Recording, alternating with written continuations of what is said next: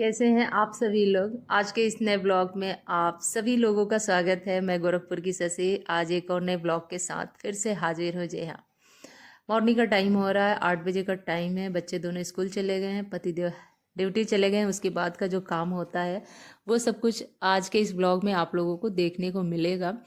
हल्का फुल्का तो घर मैंने अपना समेट लिया है, बट यहाँ पे मैं बता दूँ कि अपना बेड बॉक्स खोल के बेड बॉक्स से मैं जो एकदम भारी वाले कंबल होते हैं ना, जिनको मैं तभी निकालती हूँ जब एकदम से कड़ाके की ठंड पड़ती है, तो बस उसी को निकाल रही हूँ। वैसे बेड बॉक्स अकेले खोलना मेरे बस की बात नहीं होता है, क्योंकि बीच में जो फ्रेम लगे हुए हैं ना, उस पर से प्लाई अगर जड़ा भी इधर उधर हो जाता है तो फिर 2 लोगों की ज़रूरत पड़ती ही पड़ती है। बट चलिए कोई बात नहीं, थोड़ा सा कोशिश कर रही थी और मैं कोशिश करने से कामयाब हो भी गई थी। ब्लैंकेट निकाल दी हूँ, हल्का फुल्का धूप है। और जिस दिन मैंने ये व्लॉग बनाया था उसके नेक्स्ट डे से मौसम एकदम से ख़राब, 3 से 4 दिन से कुछ भी धूप वगैरह नहीं निकल रहा है। शीतलहर चालू हो गया है, एकदम बर्फीली वाली हवा भी शुरू हो गया। अच्छा हुआ कि मैंने कुछ रोज़ पहले ही अपना जो कंबल है वो निकाल लिया था। तो उसको निकालने के साथ साथ ना कुछ बच्चों के कपड़े थे जो कि गर्मियों में पहनने वाले थे, उनको भी उठा के इस छोटे से बैग में रख के और एक जगह ही रखी हुई, जिनमें कि इनके हाफ हाफ जो पैंट वगैरह होते हैं, लोअर वगैरह होते हैं गर्मियों वाले, वो सब हैं यहीं पे सेट करके रख दे रही हूँ, ताकि ढूंढूँ तो मुझे आराम से सामने दिख जाए।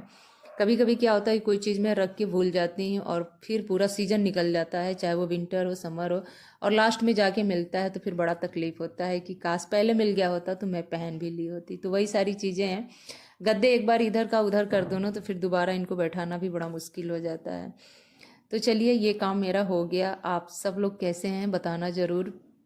कोई भी काम बड़ा या छोटा नहीं होता है, आप अकेले हो या 2 लोग हैं, करो तो सारे काम हो ही जाते हैं। वैसे भी एक हाउस वाइफ के अंदर बहुत ही हिम्मत होती है घर के कामों को करने की, क्योंकि देखिए घर के कामों की ना कोई गिनती नहीं होती है, अनगिनत काम होते हैं और देखने वाले को ये लगता है कि क्या करती हैं, घर में ही तो रहती हैं।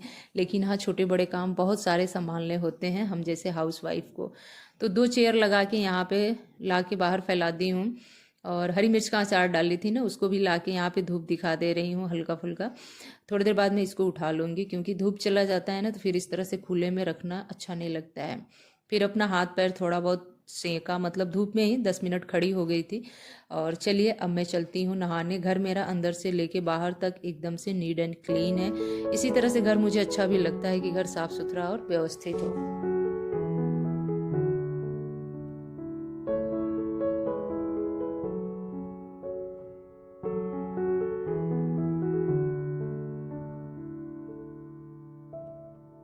तो जी चलिए अब चलती हूँ किचन में। नहाना धोना वगैरह सब कुछ हो चुका है। अब मैं यहाँ पे अपना लंच की तैयारी कर रही हूँ।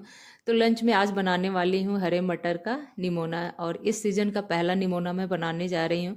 एक्चुअली क्या है ना कि मेरे यहाँ निमोना वगैरह सब लोग नहीं खा पाते हैं, बच्चों को तो बिल्कुल ही अच्छा नहीं लगता, क्योंकि थोड़ा स्पाइसी भी होता है इस वजह से। और बोलते हैं कि मटर का तो इसमें कुछ अता पता नहीं है, पता नहीं कौन सा निमोना बना देती हो आप। उन्हें बस चावल दाल आलू की भुजिया दे दो करारी वाली, फिर बड़े चाव से खाएंगे। मुझे काफ़ी टाइम से मन हो रहा था निमोना खाने का, तो मैं तो बना ली हूँ उनके लिए। आलू की भुजिया भी बनाई हूँ, साथ में चावल दाल रोटी।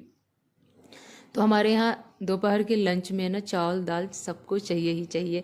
हस्बैंड जी तो दोपहर में कभी कभी ही रहते हैं, हमेशा तो रहते नहीं हैं, बट बच्चों को तो चाहिए। बच्चों की छुट्टी भी हो गई है, उनको लेके मैं स्कूल से घर भी आ गई हूँ। तो इस तरह से सारा दिन मैं कुछ ना कुछ करती रहती हूँ जी हाँ। और कब टाइम निकल जाता है ना पता ही नहीं चलता है। तो मटर को सबसे पहले मैं अच्छे से ग्राइंड कर ली हूँ, फिर हल्का सा तेल डाल के उसको हल्का ब्राउन भून ली हूँ, और आलू और गोभी भी मिलाई थी तो उसको भी हल्का हल्का फ्राई कर ली हूँ। उसके बाद जो हरे मसाले होते हैं, जिनमें धनिया के पत्ते जो हैं स्पेशली पड़ते हैं, तभी तो जाके हरे भरे हमारा जो निमोना है वो दिखेगा। तो बस यहाँ पे सब कुछ हो चुका है। शायद मैं कुछ कुकर में चढ़ा रही थी चावल, तो बस वही शायद मैं चावल ही चढ़ा रही थी। आटा लगा के मैं सुबह का ही रखी हूँ। सुबह के टाइम पे जब आटा गूँथती हूँ ना, तो मतलब थोड़ा सा पूड़ी बना देती हूँ, तो बच्चे भी स्कूल लेके चले जाते हैं और थोड़ा सा आटा रहता है मेरा।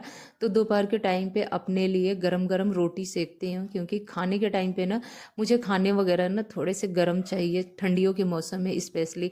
तो इस वजह से जल्दी जल्दी मैं यहाँ पे रोटी सेक ले रही हूँ। और हस्बैंड जी भी दोपहर के टाइम पे आ गए थे और ठंड धीरे धीरे करके अब पड़ ही रहा है, तो आने के साथ ही वो बच्चों को लेके ब्लैंकेट में मतलब घुसे पड़े हुए थे और बस मैं जल्दी से रोटी सेक ले रही हूँ। उसके बाद सबका जो दोपहर का लंच है वो मैं निकाल दूंगी। लंच में निमोना चावल, दाल, रोटी, यही सब कुछ है। और एक साथ बैठ के खाओ ना तो बहुत ही अच्छा लगता है।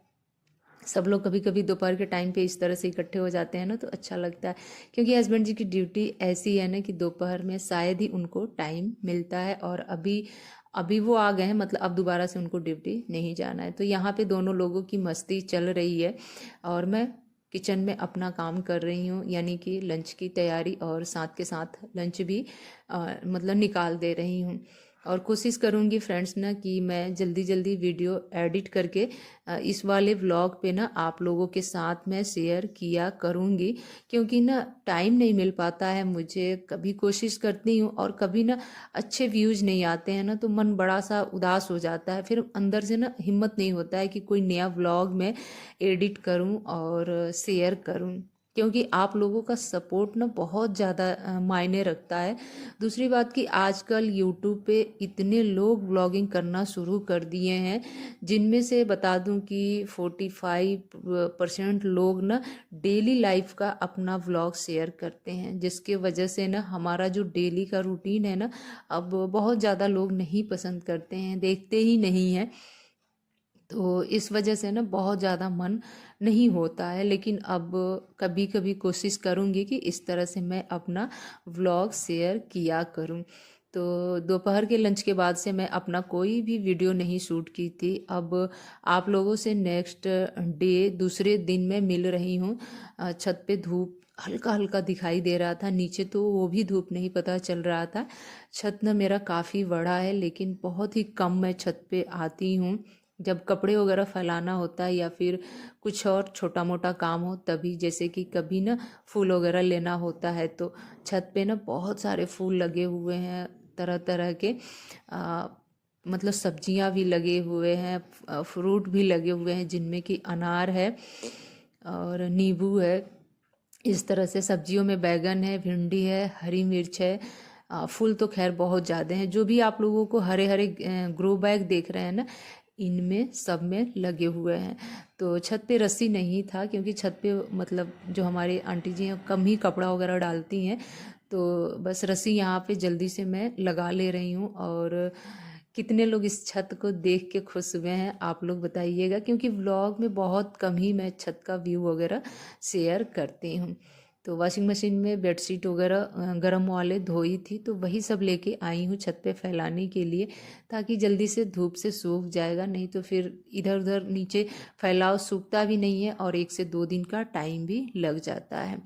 तो चलिए मैं अपना व्लॉग कंटिन्यू कर रही हूँ। कैसा लग रहा है आप लोग कमेंट करके ज़रूर बताइएगा। और जो लोग भी नए होंगे मेरे चैनल पे, पहली बार आए होंगे, डेली हाउसवाइफ का रूटीन व्लॉग देखना अगर वो लोग पसंद करते होंगे, तो आप लोग मेरे चैनल को सब्सक्राइब भी कीजिएगा, बेल आइकन को प्रेस भी कीजिएगा, ताकि जो भी नया वीडियो मैं शेयर करूं तो उसका नोटिफिकेशन आप सभी लोगों को मिलता रहे। तो चलिए मैं कपड़े फैला ले रही हूं फटाफट।